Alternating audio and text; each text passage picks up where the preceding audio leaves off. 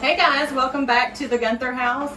A lot of you have seen in the previous episodes in season 1 that this was my grandparents' home. They were married for 54 years and they're unfortunately passed away now, but we do still use the house to do some of the baking for the store. And we get together a lot of Sunday afternoons after church and have popcorn and just hang out as a family. But today we have a special treat.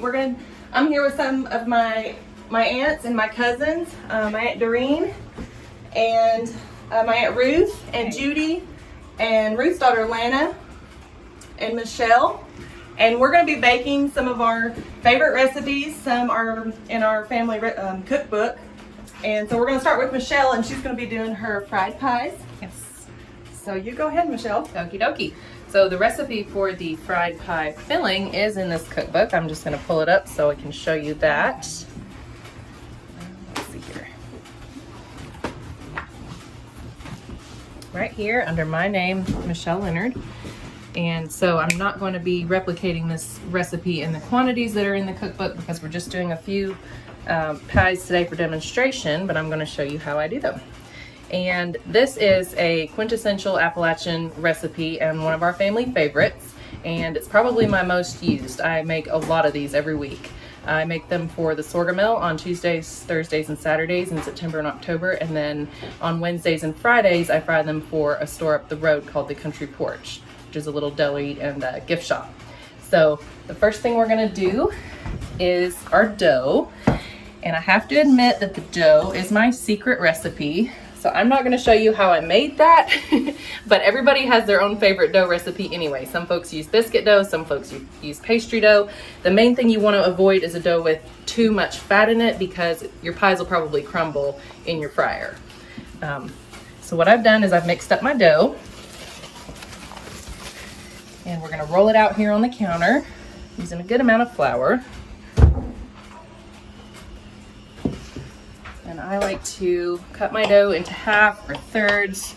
You don't want to roll it out more than twice because you will end up with a tough pastry. Nobody likes that. Like I said, a good amount of flour. And then I like a nice wooden rolling pin. I'm just going to move this out of the way. There we go.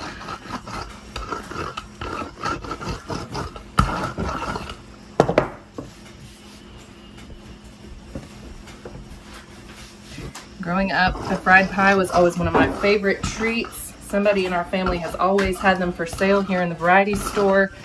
And everybody, I think every store in the community carries fried pies. They're one of our most requested items when customers come looking for a sweet treat. They're just such a southern thing.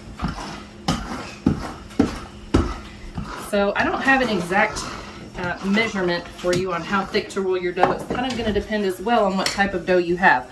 But this is just a simple pastry recipe. And so I want it thick enough to be able to hold the filling, but thin enough to where it's going to be flaky. So I just go by how it feels and how it looks. And you just want to cut out as many rounds as you can get from your piece of dough. You'll be left with some excess dough. Like I said, I don't recommend gathering it up and rolling it out more than twice, or one more time in addition to the one that I just did.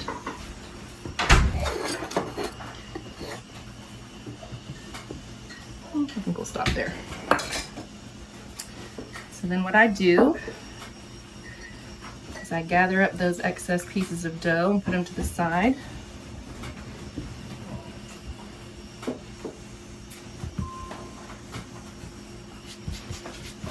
And next you want to grab a cup of water and just wet the edges. All right, so what I'm going to do is I'm just going to wet the edges of the pastry dough. And another tip that I actually do, I'm not doing it right now, but what I normally do is I make the dough the day before I fry it. I cut it out into these circles, and then I lay these rounds between layers of wax paper on a cookie sheet, and I put it in the fridge and I chill it overnight. That chilling in the fridge gives it an extra flakiness and crispiness that I think any good pastry chef will tell you that you really want. So next we're going to take some of our filling. Before I put my filling on the dough though, I want to show you how we make this. what I have here is about 6 cups of dried diced apples, and I'm gonna add to that about 1.5 cups of sugar. I know that might sound like a lot, but you want this to be good and sweet, especially since we're not putting a glaze on these particular pies. And then I'm just eye-sighting this, probably about 1/2 cup of our Muddy Pond sorghum. Excellent for all things baking. And then I do a little bit of nutmeg, probably about 1/2 teaspoon of nutmeg and about 1 tablespoon of cinnamon. And to that, you'll just add water enough to cover the apples and cook them until they are rehydrated. You want to be able to take a piece of your apple and just smush it between your fingers or with a spoon. It should cut it easily. So you'll just do enough water to cover your apples.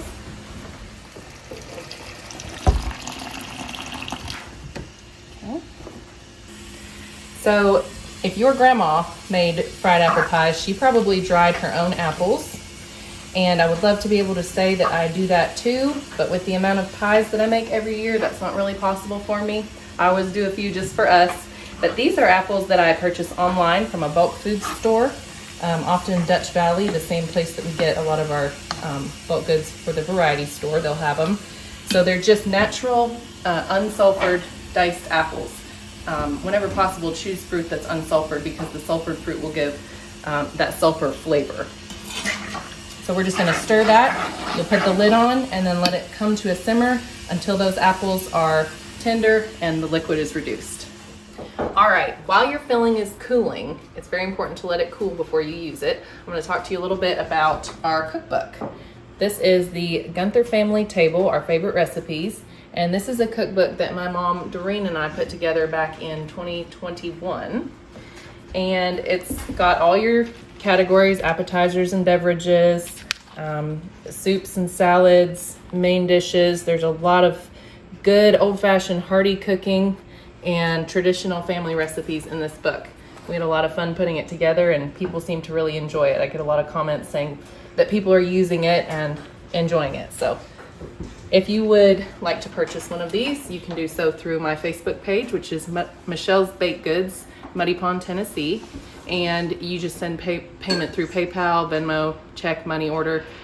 Just send me a message and I'll give you the details on how to pay. And I usually ship medium mail, so it's several days till it gets to you, but that means shipping is cheap. It's only $4 per book. So if you're interested in those, let us know. And some of the recipes that we're doing today are actually in that book as well. Sorghum cookies, sorghum caramels, my filling recipe for the fried pies. As I said, the dough is my personal trade secret, but it's pretty simple and you can use whichever kind of dough you'd like. So now I'm gonna demonstrate to you about how much filling to do and how to actually form the pies. So the spoon I'm using, I would say is a good hearty tablespoon. It's probably a little bit more than a tablespoon, but it's shallow, so it's hard to say. You just wanna put enough filling to where it's a good hearty pie, but you're not overfilling the dough circle so where it won't close. And what I like to do is, however many circles of dough I'm doing, I like to put the filling on, get my water around the edges, and then fold them over. All right, so now this is probably one of your most important elements of making your fried pie, is making sure that you've got enough water around the circle to where the dough seals. Otherwise you'll have pie filling leaking out into your oil, making your oil splatter, which is dangerous, and it causes little bits to collect on the outside of the pie, which isn't so pretty. So I crimp the edges here, and then I'm going to seal them additionally with a fork. That's a handy tip if you're a gal who enjoys having your nails done, and also it creates just a good extra seal. So then you just take your fork, I'm gonna turn it around so you can see a little bit better. Just take your fork and press it all the way through. You don't want to press too far, but just down firmly onto the surface of your counter. All right, I think we're ready to fry some of these. So what I'm gonna do is just brush off any excess flour. And today we're cooking on, would you mind opening that and showing him how we're cooking today? We are frying on a wood cook stove today. So this is our heat source. And the oil is ideally about 400 degrees. That's how it should look when you put that pie in.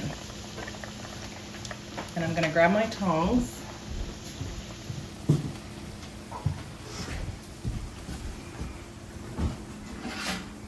And as soon as that pie has just set its shape a little bit, I'm gonna flip it over. That's pretty important. It helps hold the shape of the pie. And then you just let it fry on both sides until golden brown. I would say one pie takes 3 to 4 minutes, and you can do several at one time. So I'm gonna add some more to the fryer.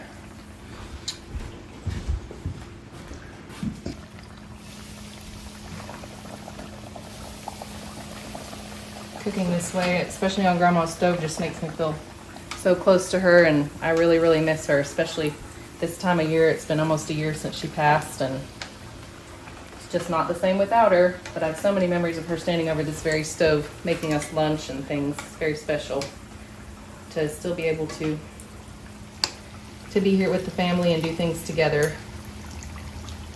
So as I mentioned earlier, I make these for a store up the road, a little country deli and eatery. And so when I do them for the store or for the sorghum mill, I don't do them in a cast iron skillet as much as I would like to.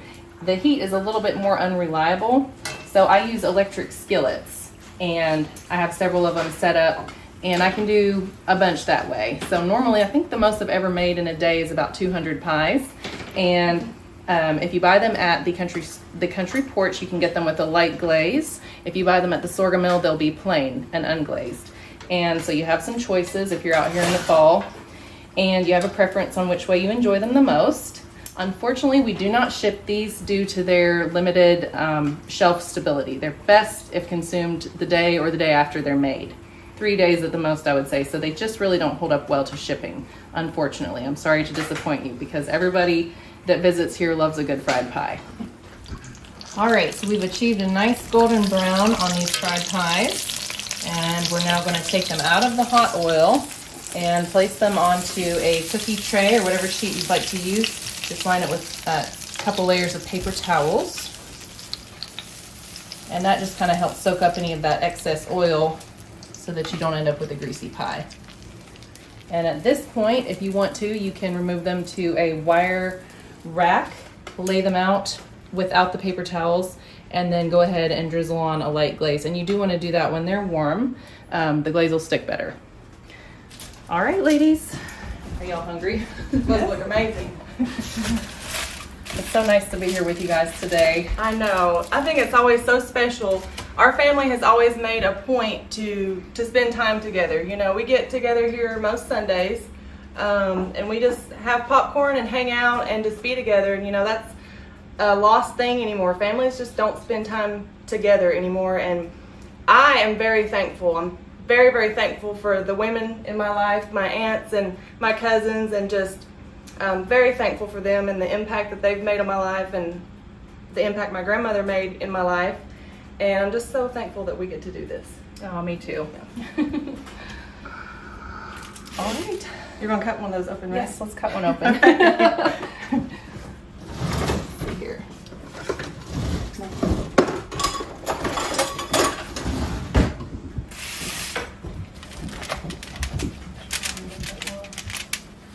And there you go. It's your finished pie. Have those for smell that dessert. cinnamon. Yes, absolutely. We'll have these for lunch. Good deal. So this is my Aunt Judy, and she is the second oldest. My dad is the oldest, and then it's Judy, and she is going to be making sourdough whole grain waffles, and just explain the process. I think she's going to grind her own wheat, which is really cool. So you go ahead. Yes, this recipe is not in the Guenther Family Table cookbook. I started making these after that book was published, but it's a recipe that I love to use, and I love to make these and have them on hand for my grandchildren. It's a whole grain, so it's really nourishing, fills their bellies, helps them to be happy, and so that's the reason I chose to make these. And we can also sweeten them with our sorghum, so I thought that was a good way to use our product. So I start off by grinding some wheat, and here I just have some rye wheat berries and some white wheat berries, And I just buy these from places where you can buy them, and you can use any kind of wheat berries that you want. This is not set in stone for this kind, but I just dumped some here in my KitchenAid grinder, or it's powered by the KitchenAid.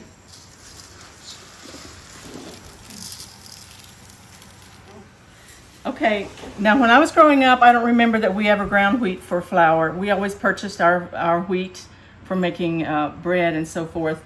But I like to use the whole grain. I like the benefit of the whole grain. So that's why I'm grinding my wheat today. And this grinder is attached to the KitchenAid here. There's that power port right there on the KitchenAid, as I'm sure everyone knows, that you can get all kinds of attachments for it. And you can use like sausage stuffers, meat grinders, and all kinds of things that you can attach to this. So this is just a grinder that is made for the KitchenAid.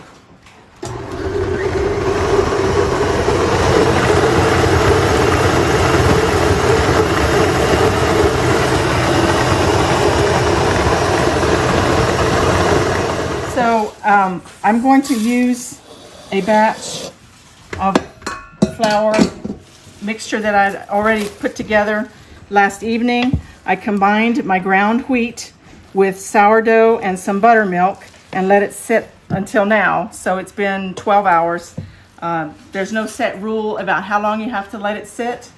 It's just kind of, the sourdough helps the proteins in the flour to break down. And so that's what that has done there. I'm going to add, I've beaten 4 eggs, and I'm going to add that.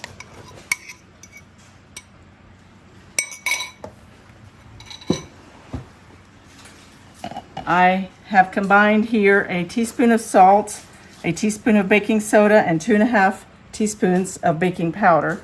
And I'm going to add that. This is my sourdough that I developed myself. It's flour and water, and I just developed that starter a couple years ago and keep using it. Okay, for the oil, I've melted some butter, and I'm using this cute little pan here that I got from the store out here, from our store, and it calls for 1/3 cup, so I'm just guesstimating here, just putting some in there. And this is some of our homemade butter from our cow. And so I'll stir this together and get that all incorporated, and then I'll add buttermilk as needed.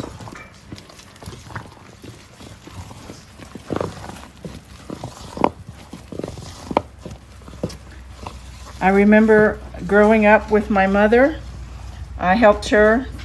I can't remember when I started helping her. I was very young, and she would have me do errands from a very young age, and I helped with all the children and the babies, and just started learning how to cook and do all the housework. So it was on the job training from a very early age. And the buttermilk, the recipe calls for 3 to 4 cups cultured buttermilk, and so I don't measure because part of it goes in the night before when I add my sourdough, just to incorporate and wet all the flour. And so it's just kind of a guess. Most good cooks kind of fly by the seat of their pants on measurements a lot of times. You just know how much to put in. And sometimes I mess up real bad. So, but this looks like about the right consistency. It's a little thicker than I would make pancake batter. You could use this same batter for pancakes and just make it a little thinner. But for the waffles, I find that they hold together a little bit better when it's a little thicker. So we'll move over here now to my Cuisinart double waffle maker. Okay, my waffle maker here has been preheated, and I only need to spray it the first time, right when I start. I don't need to spray it each time. And waffles are such a wonderful food that you can make ahead of time and put in the freezer, and then you can just pull them out as needed.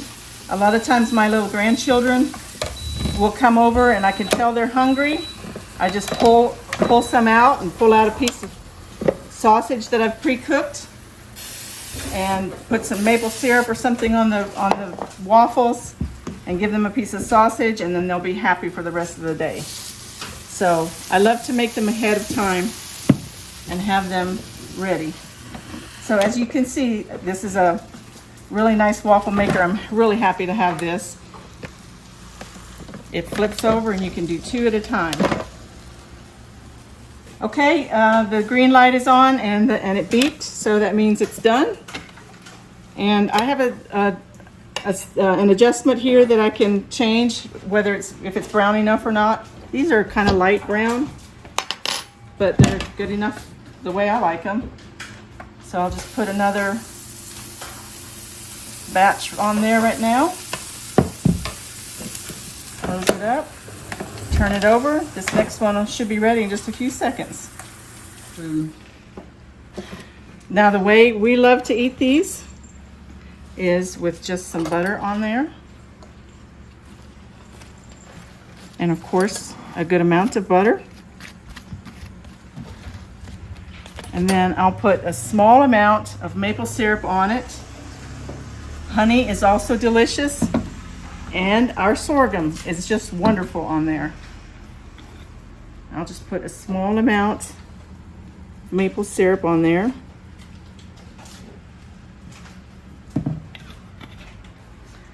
And this is some blueberry compote that I canned earlier this year. I just opened the jar, poured it in this pan, and heated it up. Just put that on there. Other serving suggestions. It's absolutely delicious with just anything. We could put gravy on there. We could eat it with sausage, bacon. Cracker Barrel serves waffles with chicken, fried chicken, and I love that as well. So it's a wonderful way to fill your belly. We want to introduce you to Davy, our special brother. He's 50 years old. He had a birthday in July, and we celebrated big time. We gave him a big party, and Mom and Dad left things financially in such a way that we could take care of him. Eddie and Ruth are his conservator. We went to court and had everything set up legally so that they could take care of him. I take care of him half the time, and Eddie and Ruth take care of him half the time. And so we just take care of his needs the best we know how. And we take him to the doctor when he needs to go. And he's loving my waffles here. Yep. What else? He's pretty much full care, so we love him, and he's a joy to our life. He's lots of smiles most of the time, and just a real lovable guy. I feel blessed to be part of taking care of him. So yeah, but he used to do things like wash dishes here for Mom and make butter. You used to churn butter, didn't you? That was his job.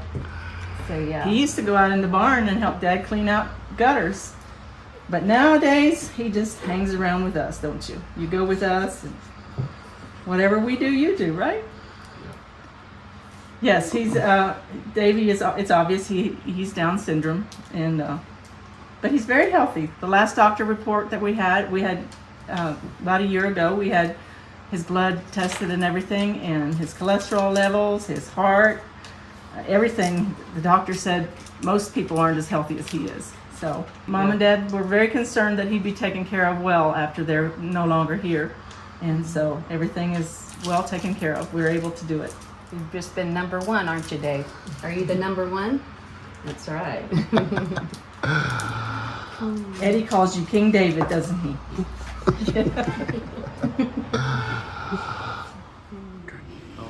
So we're gonna take a break and have some lunch. I made a salad, and Ruth made this shepherd pie. Shepherd's pie, yes. It's an English meal, actually. My mom taught me how to make it, and she made it a lot growing up. So it's usually made with lamb, and also there's an ingredient in there that we don't have here in the U.S. It's called Marmite, I think is the name of it. And it's like it really gives that meat a bold, beefy flavor. And so I use onion soup mix in there instead of that. But yeah, so it has the mashed potatoes on top and a little bit of cheese. Looks really good. So you want to bless the food and Sure. we'll dig in? Yeah. Okay, let's bow. Dear Heavenly Father, we thank you for this lovely day and all of our family here and friends, and we ask a blessing on this food and thank you so much for it. In Jesus' name, amen. Amen. It has the meat and it's like a kind of a gravy bottom to it. It's got carrots and peas in there. There we go.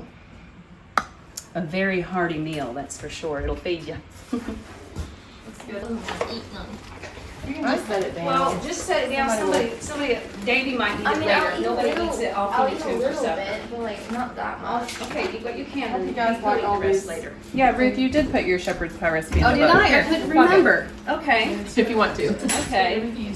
So I just realized here in Michelle and Doreen's cookbook, see if I can get it, it has my shepherd's pie recipe in there, and y'all can find it on page 30. And that's my mom's recipe. Hello there, everybody. We're here today to make sorghum cookies.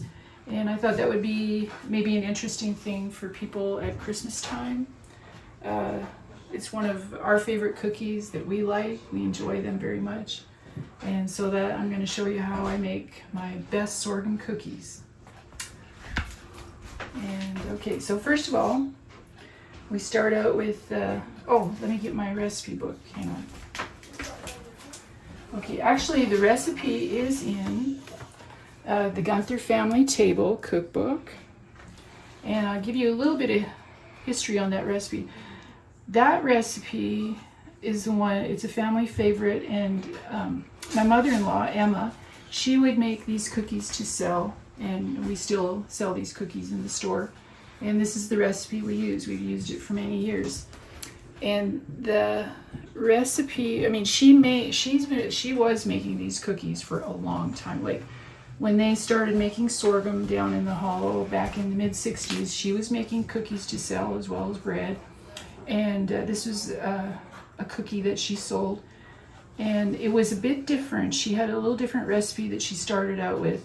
But then they found this recipe, and I'll show you where they found that. But we really like this one. Let me show you the cookbook where we found it.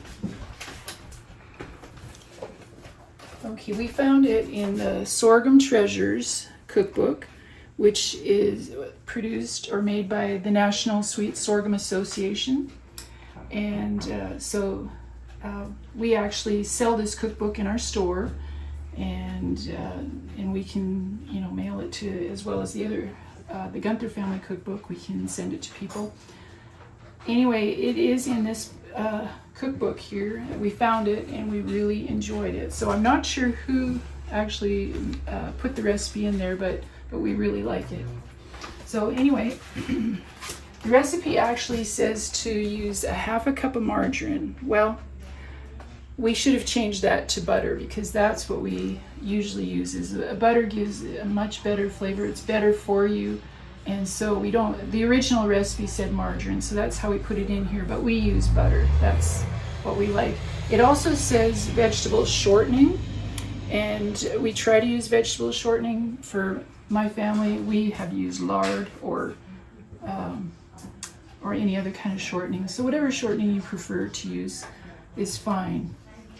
So let me get started here. I'm going to put the butter in. That's what we like. I think it just gives it a much nicer flavor, and like I say, it's better for you too. So I use the salted butter, but you could use unsalted too.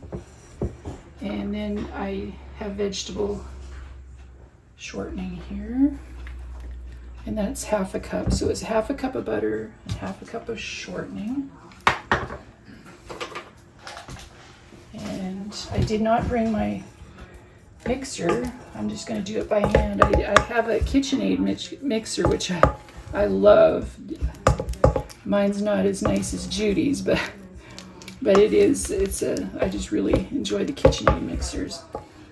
And actually, to tell you the truth, my mother-in-law, when she never had the benefit of even a hand mixer, because she didn't have electricity. So she did everything by hand. She made her bread by hand and cookies. So she did a lot of handwork there, which I really admire her. She did a great job. Next I put the sugar in. It's 1.5 cups of sugar. So I'm just going to put that all in there. And mix that in. Yeah, it takes a little bit to get that creamed together. Get that. Yeah, I had my butter was sitting out, so it works much better if your butter is soft. Okay, so I've got my butter, shortening, and sugar, and now I'm going to add the eggs. I put 2 eggs in, and I'm going to just beat them up a little bit. Okay. Yeah, now these cookies, they keep, one nice thing about sorghum cookies is that they keep really well. That's, their shelf life is longer than most cookies. And I wonder if it's not because of the sorghum. Okay, so yeah, if I had a mixer, I would beat it up, but I don't have one here. So I'll just do the best I can. Okay, get that beat up. Pretty good. Okay, now I'm going to add the sorghum. And of course, I recommend Muddy Pond sorghum. And I'll put 1/2 cup of that in.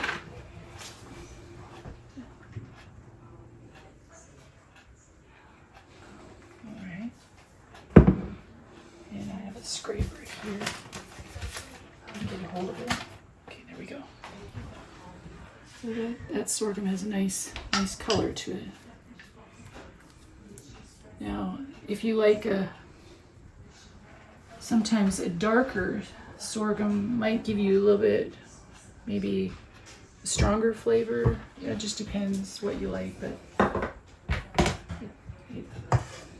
the sorghum definitely gives it a very, very nice flavor. So we'll mix that in.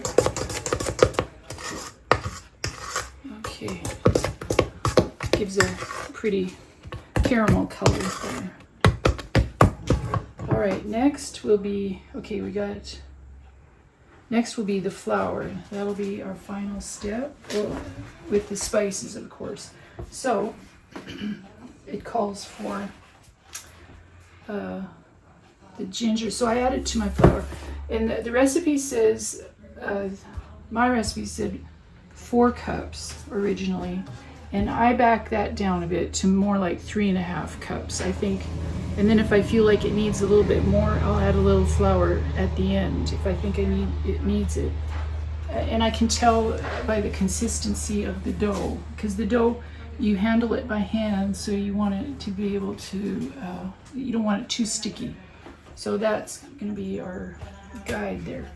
So I'm going to add, okay, what I've got in here is I've got ginger, 2 teaspoons ginger, 1.5 teaspoons of cinnamon, 1 teaspoon cloves. I go a little bit less on the cloves because cloves is pretty strong, so I just prefer to put 1 teaspoon in rather than 1.5 teaspoons. And the other 1/2 teaspoon I put cardamom as a substitute. So those 4 spices I use. So I mix that together and put it in my flour. And in here I've got 2¼ teaspoons baking soda and 1/2 teaspoon salt. Okay, so I mix that together. And okay, so we're going to use the Emma's cook stove here to bake the cookies. And so Holly's going to add some more wood to the fire. We need to get that heat up. We're at, I think we're at 250 right now, so we got to get that fire going so that we can get it up to about 350. Yeah, So it shouldn't take too long. Probably garage door open and they'll take off. Okay, so we'll finish up the cookies here. All right, so we're gonna add the flour now. Got it mixed up pretty good with the spices. I think I'll just add about half, just so it's a little easier to mix up that way. So the dough is going to be, like I say, it's going to have to be stiff enough for you to handle it by hand. Yeah, so it takes a little bit to get that flour mixed in there. Yeah, when I make these cookies, they don't stick around long. It almost seems like they're addictive. Like when you have one, you gotta have another one too. So yeah, kids really enjoy these cookies. So I'm gonna add the rest of my flour.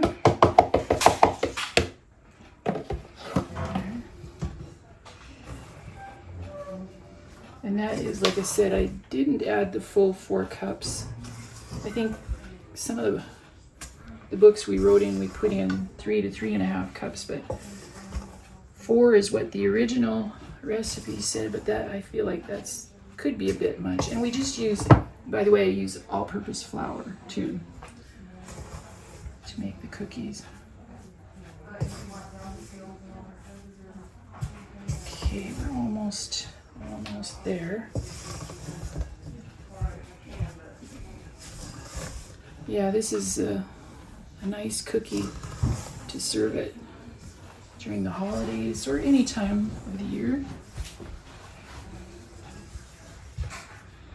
Okay, so I think that's pretty good. So, okay, so now we're going to try to make some cookies here. So what I do is I have a little bowl here with some sugar, and these are crinkle top cookies.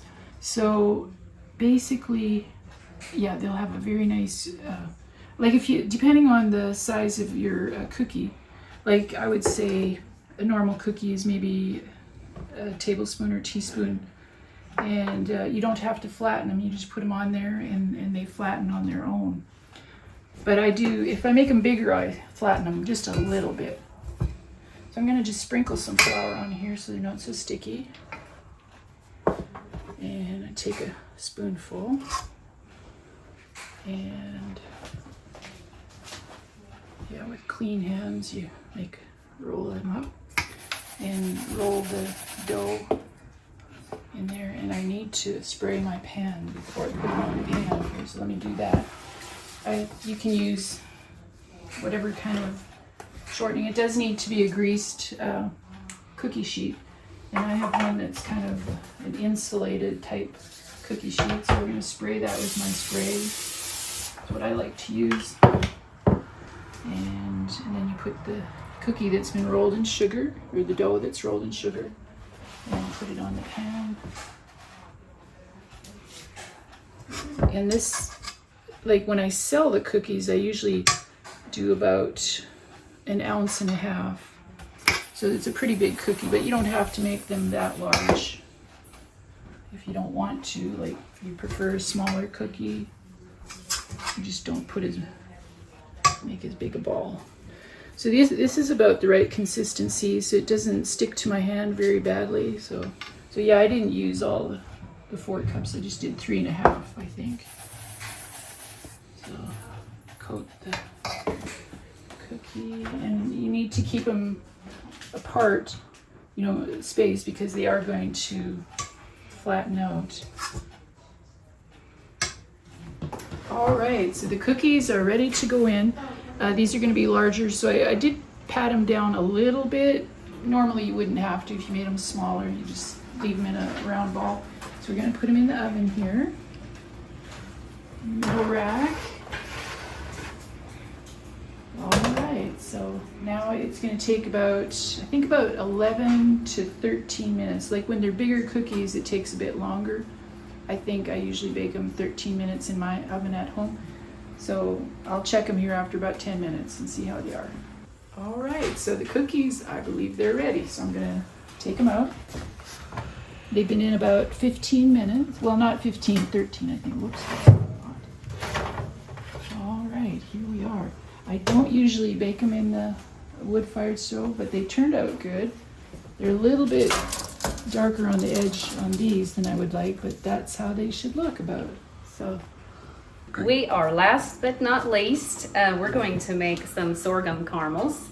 And the recipe is actually found in Doreen and Michelle's cookbook. So we have a few ingredients in here already. 2 sticks of butter. And there is a half a cup of corn syrup in there.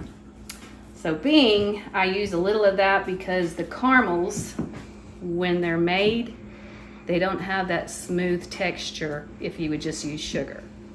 So this is the product that I have to put in there unless I can figure out another kind of product instead of corn syrup. I don't like using it much. So we have the butter, corn syrup, and then there's about a teaspoon of salt. And then I have this already pre-measured out. This is a cup of sorghum. And so we'll put that in there. And I've made hundreds of these during sorghum season, and they were quite the hot seller. People were buying them by the bag, so I guess they're pretty well liked. Alrighty. And then we have 2 cups of heavy whipping cream. Now it needs to be the heavy whipping cream also for that good texture in your caramel. So we'll put that in there.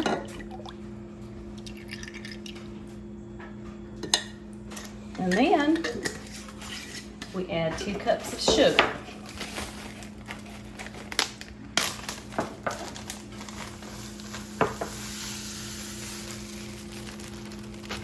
Alrighty, and then we stick this on the stove. We're going to use the the wood stove today, but this takes quite a while to cook down, so about probably 30 to 40 minutes depending on your heat.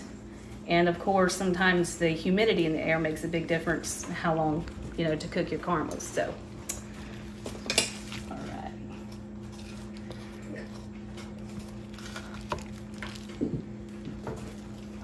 Okay.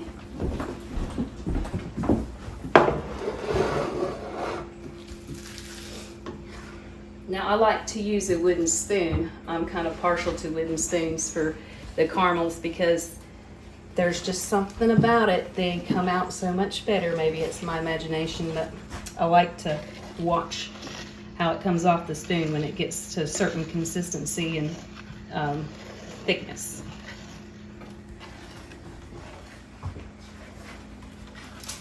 Okay, I'm gonna leave that sit on there for a while. And now my daughter Lana here, she's our youngest. She's 13, and she is going to make some puffed wheat bars. Now the puffed wheat bars were kind of a staple in Grandma's house. When the grandkids would come over, she would always, well, not always, she had cookies or puffed wheat bars were their favorite, and she would have those made up. So that's what we're gonna make those in remembrance of her today. So okie dokie. Let's see. Let's start with this pot here.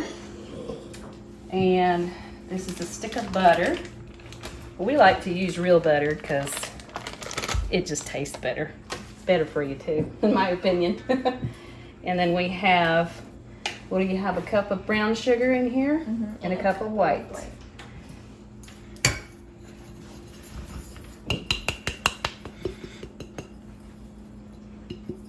And then we have a half a cup of cocoa. And you can use less if you don't like it as chocolatey, but we like it really chocolatey, so we put a little bit extra in there. And basically all you do is take that and stick that on the stove too. So I'm gonna let Lana tend to that while it gets good and melted. Let's see about this fire here.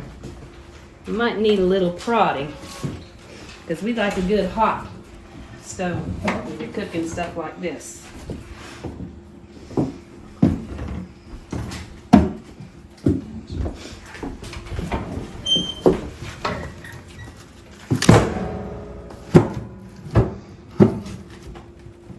That should get it going good.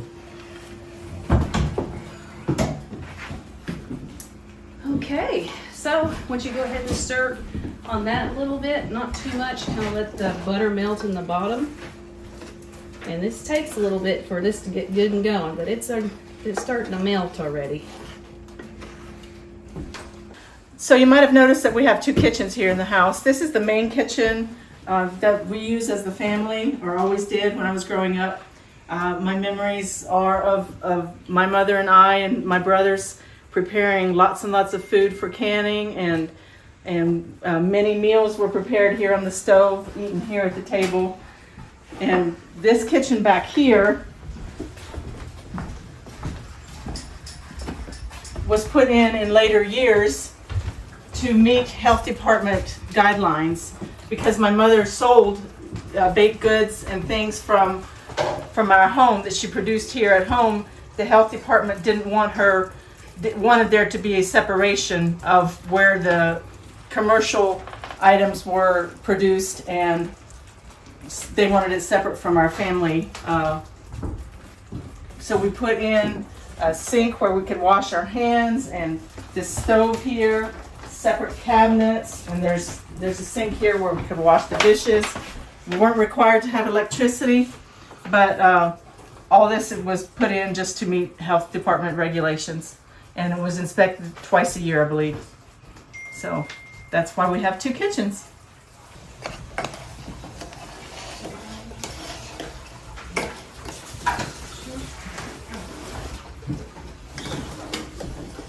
It needs to come to a pretty good boil, and then we boil that for about 3 to 5 minutes, I'd say. So this mixture that we have for the puffed wheat bars, we are going to bring that to a boil for about 3 to 5 minutes, give or take. I think will make it pretty good. We don't want it to be boil too much, because it'll make them too hard to eat. So this is looking like it's pretty much ready to put on the puffed wheat here. So we're going to bring it over here and see if we can get these puffed wheat bars finished up. You want to go ahead and scrape that pan out? You got it? Mm-hmm. Sprinkle it all over. Drizzle around. There you go.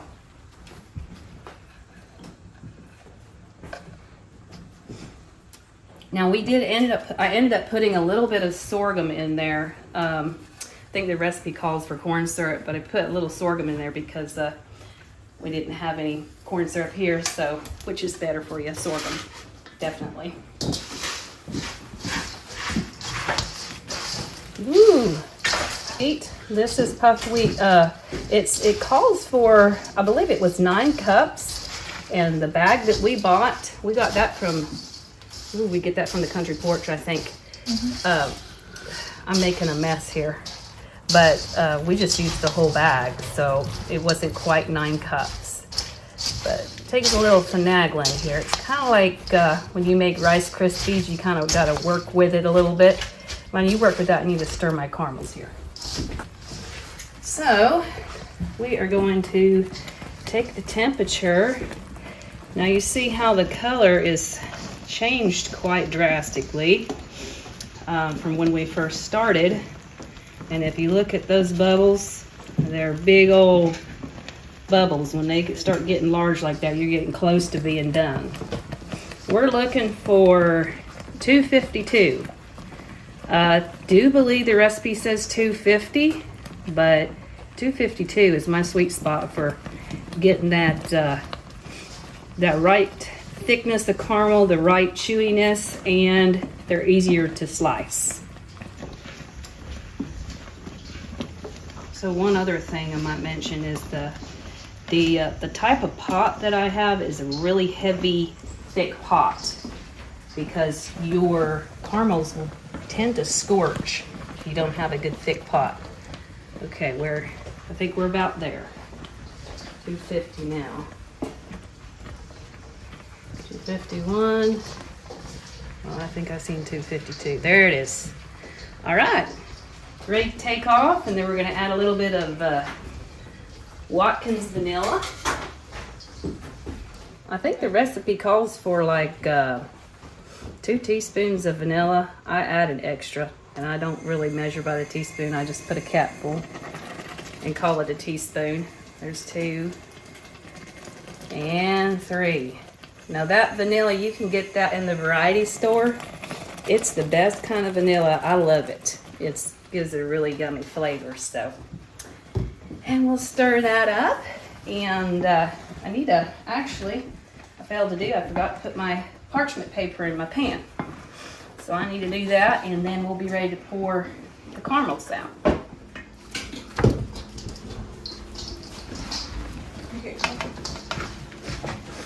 Yeah, we've got a few chunks in there. These would be really good with a cup of milk or a cup of coffee, I'd say, for a breakfast or even an afternoon treat. My children like milk with theirs, I think. Okay, I think you got that all pretty well coated here. Okay, good job. You want to go ahead and dump that in there? I need to use that to do my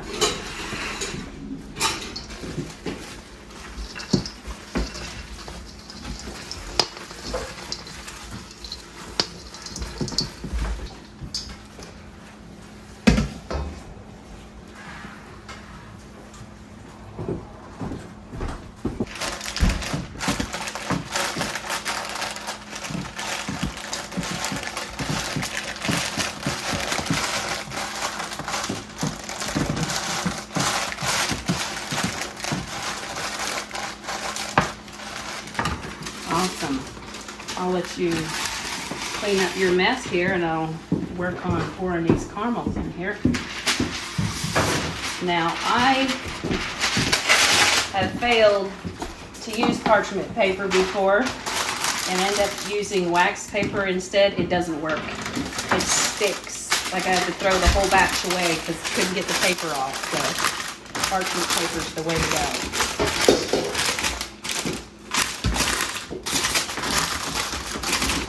Okay, I think that'll work. I think I can get it. I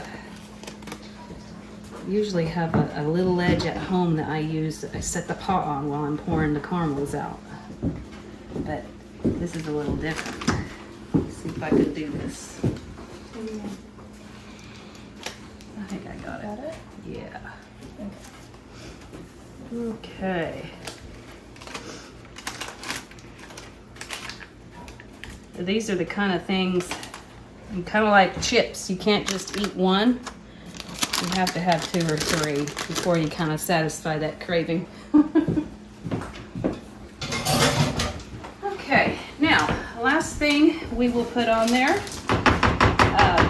is pretzel salt. It gives it that sweet and salty flavor. You can use regular salt. I have done, and it makes the caramels really sticky. Like it starts to kind of disintegrate. So I have found out pretzel salt is the way to go. And we put a fair bit on there.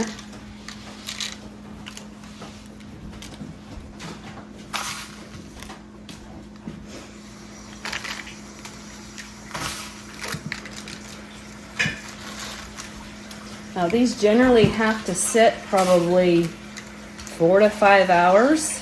And then right before I'm ready to cut them, I will stick them in the refrigerator for about 15 minutes. And then I'll take them out. They'll pull out of the pan real easy, and then you can slice them with a pretty heavy knife, because the thing about if you don't have a heavy knife, you're not going to be able to cut through the caramel very well. So you need a good heavy cutting knife to do that. And then, so we cut them and wrap them with wax paper. Yeah, and that's pretty much all there is to it.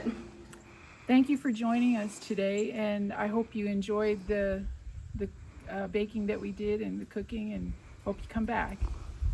Yeah, we sure enjoyed it. I just really have to say it's probably a first time for me to be on camera, so y'all had to put up with me. But we do offer the things that we made today, the caramels. We'll be selling those in the little country variety store here, and the fried pies and the sorghum cookies. So if y'all want to come out and get some of those, you're welcome to.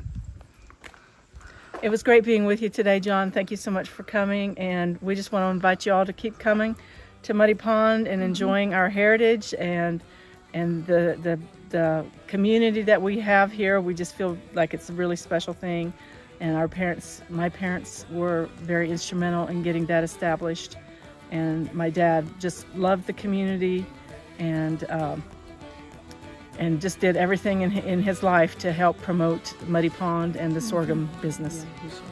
Yep, so you guys come and see us. We are located at 4064 Muddy Pond Road, Monterey, Tennessee, and it's 38574. The store is open from Monday through Friday from 9 to 3 p.m. and Saturdays from 9 to 4 p.m. And we're open every day but Sunday and closed Thanksgiving Day and Christmas Day. So come see us. Bye. See y'all.